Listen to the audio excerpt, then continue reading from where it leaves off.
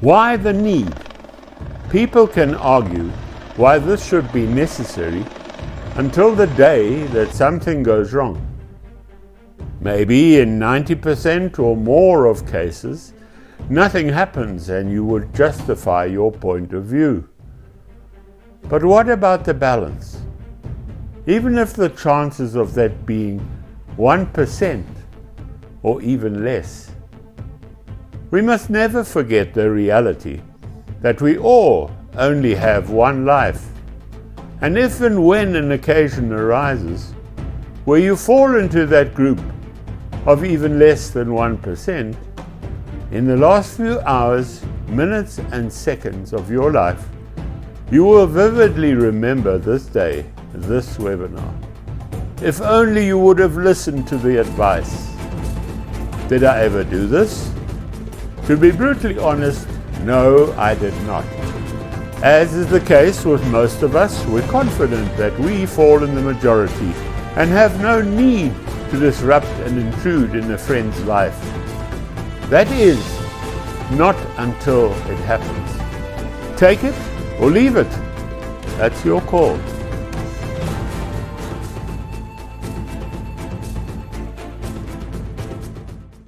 Peter and his best friend Tony are on a fishing expedition in a remote and desolate area. They traveled for 3 days in Peter's SUV and had hired a small boat from a local fisherman after spending the night in a local B&B. Early on the morning of the 7th day of their adventure, the boat drifted quietly through the village, settling against a tree in the water at the southern end of the village.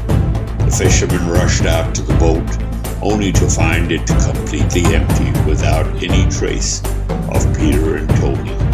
He rushed back to his home and called Peter's wife Tricia. They phoned about your husband. Hello. Yes, hello, I can hear you. Your husband hired a boat from me, and now the boat has drifted back to my village, but it's empty. I think your husband is lost. Hello, is this the police? Oh, sorry ma'am, no speaking English. Search and rescue, I am counting on your support. You've got to help me. So sorry, madam, but we cannot institute a search and rescue if you cannot provide us with more information about where they are or where they were going.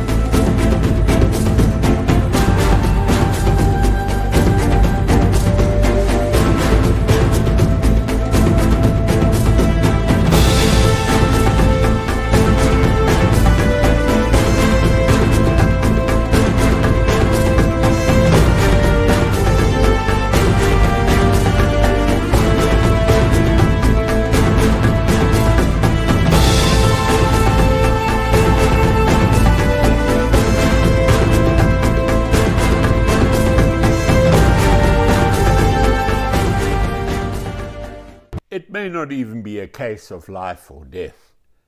But believe me that when the pawpaw hits the fan, and you run into a problem where you need the help and support of someone back home, you will thank me for encouraging you to nominate such a person. Such a person needs to have most, if not all, the qualities described more fully further on in this webinar, and the points covered are to be viewed as a guide and not necessarily the only qualities, which could vary to some extent depending on your particular circumstances. I think it's important that the person you nominate is indeed a close friend, one who not only knows you well, but preferably someone who is acquainted with your entire family. It can most certainly even be an immediate family member, but whoever you nominate should be practical, not emotional, and be cool-headed. A person who you know who is analytic in his nature and not prone to panic and the making of rash decisions taken on the spur of the moment, without thinking through the situation thoroughly before making a call. This would not be a prerequisite, but rather a bonus if such person has the knowledge and experience of operating in the conditions you will be facing on your adventure, especially if such experience was gained at the destination you will be visiting. This quality probably speaks for itself and may not be worthy of special mention. This is one of the reasons why I suggest that you nominate a person from amongst your family and friends, because you have a history together and you probably have a gut feel about which of your option best meets the criteria. When you experience a problem, you have to be confident that the person you nominate will be there for you and that he has the ability, the knowledge, and experience to best help you in a situation you find yourself in. Especially in cases of a serious nature, which endangers or threatens your lives, the person you nominate should be the best person you know who would break bad news to family and friends in a compassionate manner. It should be a person who conducts himself in an exemplary manner, and preferably a person who is religious and can pray for the family and friends while being supportive and comforting during a period of concern and uncertainty, especially in the case of serious injury or loss of life. Please be careful not to nominate a person who is prone to panic in any sort of situation. It is not a question that they do not wish to help and support you. It is just unfortunate that their emotions get the better of them, as a result of which decisions they make are likely to be erratic and spur of the moment, when desperation, frustration, and helplessness overpowers them. The person you nominate should possess skills that may possibly need to apply to assist you with your situation. The person must be a person of the world with a broad knowledge, ideally including adventure travel. Such a person should be confident in their ability to apply themselves where needed and be prepared to take control of a situation when called upon to do so. In today's world, such a person should be computer and device literate and have a good knowledge and experience on sourcing critical information on the internet.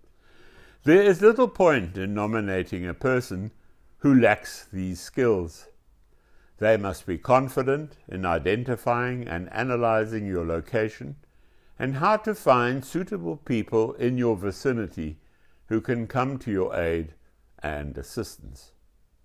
Remember always that such experience should preferably not only be limited to the use of electronic maps, but preferably include the ability to identify features and resources on a printed map, including the knowledge of which scale of map are best suited to such applications, and where to source them when needed. Remember that devices we rely on so heavily do fail at times, and that our nature as an adventurer is to always have a plan B option in the back of our minds. One could probably argue that this falls under the same heading as competent. However, I would argue that not all people who are competent necessarily work hard, especially at your problem, which to them is an added burden in the event that you need to call on them for assistance. It is important that the person you nominate knows how to prioritize their time and just how critical your situation may be. There is little point in nominating a person who is known to procrastinate and is not an achiever who gets things done. I have already touched on this issue at the beginning of this webinar, but I believe it worthy of mentioning again. Nominating somebody who has visited your destination can be of huge benefit in certain situations. Not only have they experienced the lay of the land, as it were, but they might well remember the names and contact details of people in the area who might, if called upon, be able to provide assistance or support in your situation. Knowledge and experience is power. Knowledge of the language that they speak can help when trying to find lost adventure travelers, even if they do not speak the local lingo. Possibly they would have met someone on their visit who could speak their language and who could be called upon to assist in interpreting questions they may wish to ask locals. Friends, I know that many of you may think the suggestion I'm making here is a waste of time, and that you do not wish to impose on friends or family with a responsibility that you are placing on their shoulders. But believe me, even if the chance of something drastic happening is less than 1%, you will thank me should you ever find yourself in a situation that can happen to anyone and may happen to you. Always remember that you only have that one life, but you have numerous responsibilities to your family, to your friends, and your business associates. You will never regret taking this advice seriously if and when you are in the middle of nowhere and something you cannot handle on your own or are not prepared for happens. Your life, your future is in your hands. Before you leave on your adventure, make the time to meet with your coordinator, to brief him on your plans. Provide him with details of your route, where you will be staying en route, where you plan to camp, from which points you plan to update him on progress, including dates, frequency, and times where necessary. It is important to identify all points where you are likely to have communication options, and to update your coordinator daily if possible with the location, progress, and intentions where plans are changed for whatever reason. It can possibly be a good idea to provide your coordinator with a 1 in 50,000 or 1 in 100,000 map of the area of your adventure, on which they can record your location and progress